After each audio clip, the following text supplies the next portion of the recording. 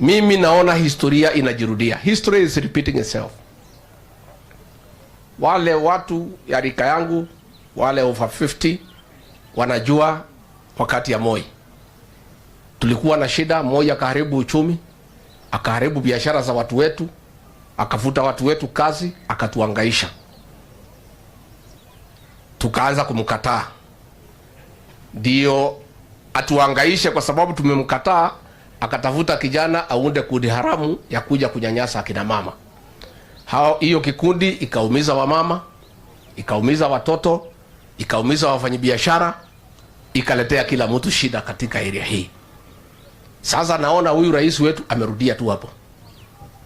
Ametuharibia uchumi, ametuharibia biashara, watu wamemkataa.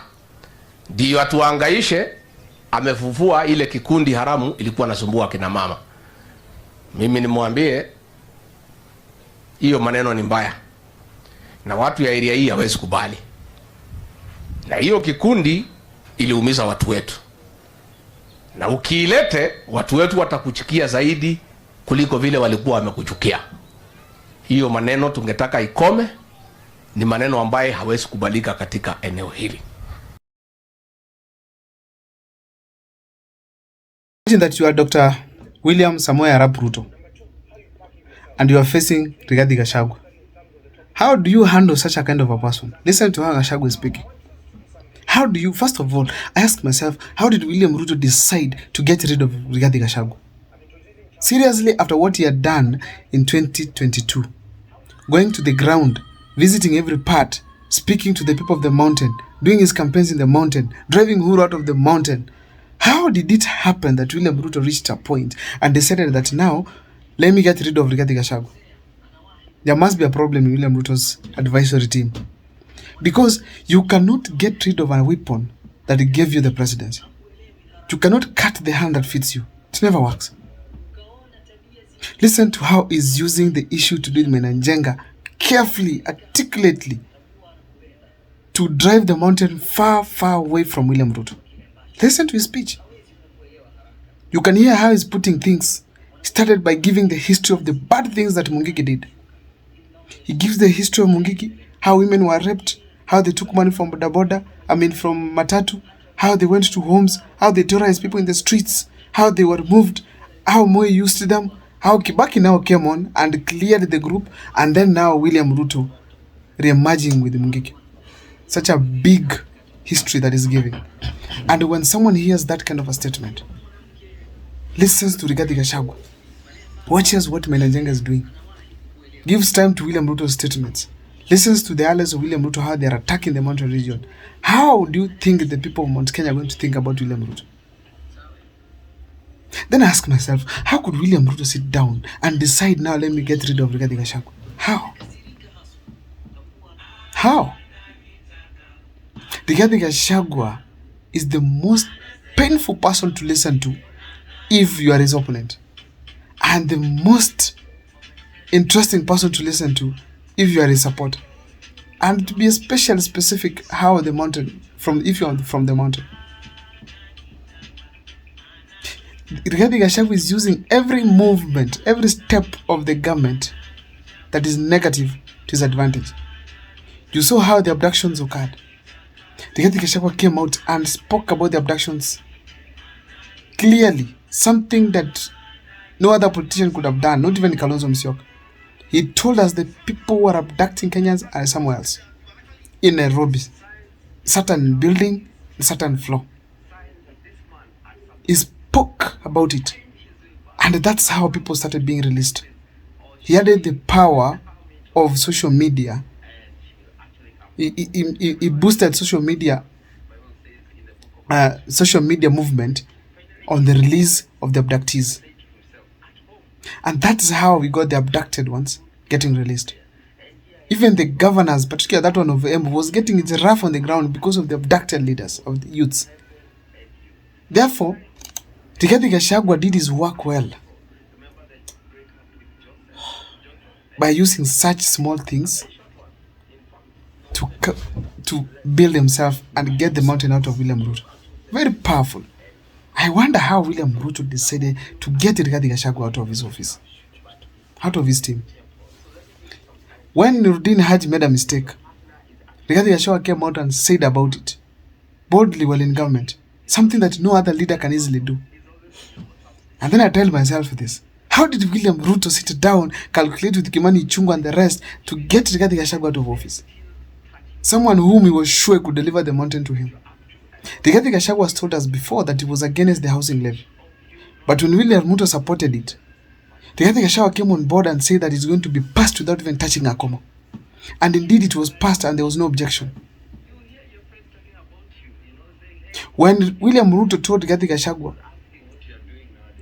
to go and abuse Uhuru Kenyatta, he did it. When he told him to go and drive Uhuru Kenyatta from the mountain, he did it. When he told him ensure that there's no other party from the mountain except UDA, he did it. When Moses Kuria tried to tell Rigathi Gachagua, please let's have our own party and then use it as we go to William Ruto, Rigathi Gachagua said no. Instructions from William Ruto. And indeed, all those other parties like that one, Moses Kuria Chama cha Kazi, Tujibebe party from this guy called William Kabogo, it's only Jubilee got some MPs. The party like that one of Mwangi Wairia, Sawa kwa Wote, I don't know, something of that kind. It did not get a member of parliament simply because Rigathi Gachagua ensured UDA was in the villages, in the homes, in the houses, in bedrooms of people, and in every church in the mountain region. And then I ask myself, how did William Ruto sit down and decide that now this is the guy to get out of government? William Ruto knows very well that to win the presidency in this country, having the mountain, you're almost 50% winning it. And then you decide to mess up with the peaceful, united Mount Kenya. Oh God. How did William Ruto sit down and decide to get rid of Rigathi Gachagua from office? How? Raila Amolo Odinga, who does not have votes to bring to William Ruto? It cannot work. We are saying here simply that William Ruto made a big mistake that he is regretting. Right now he's in panic. He's appointing right, left and center. He's appointing people. He's reshuffling the cabinet now and then simply because of Rigathi Gachagua. He's giving him sleepless nights. Now, Uhuru Kenyatta has come on board and said, and I'm going to do an extensive video about that, and said one simple thing. Let the Gen Z fight for their own rights. Let the youth of this country fight for their own rights. Almost the similar language Rigathi Gachagua is saying, where he said that wanafanya kazi nzuri. Now, how are you going to dismantle Uhuru Kenyatta and Rigathi Gachagua holding the mountain together?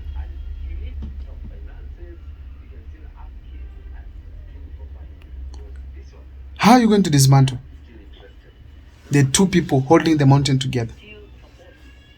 Uhuru Kenyatta, Rigathi Gachagua holding the mountain together against William Ruto. Now, I'm closely watching to see whether William Ruto is going to sack Mutahi Kagwe, to sack Lee Kinyanjui, to sack Nderutu Mureithi after appointing them following the meeting they had at Ishaweri. I'm waiting to see how it's going to react to that. Because Uhuru Kenyatta has already turned against him. Now they are in office. Do whatever you want. If you want, sack them. And the moment you do that, big mistake, unakuja nyumbani, you are losing the mountain further. William Ruto has only one option here. Sit down, deliver for the people of Kenya. Period. Without that, there's no coalition you'll have that will take you to State House. Not even one single day. Not even one single day. Because the mountain dictates the Kenyan politics. Take it to the bank. This is the only big united region in the country. And this country, this part of the region has one simple thing, and I've done videos about them.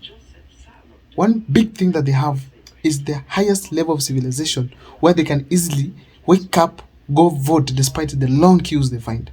Despite this the conditions like hot suns, despite it's raining, these people go and vote. Such a big mistake to get Rigathi Gachagua out of office. I ask myself, how did William Ruto decide to get Rigathi Gachagua out of his side?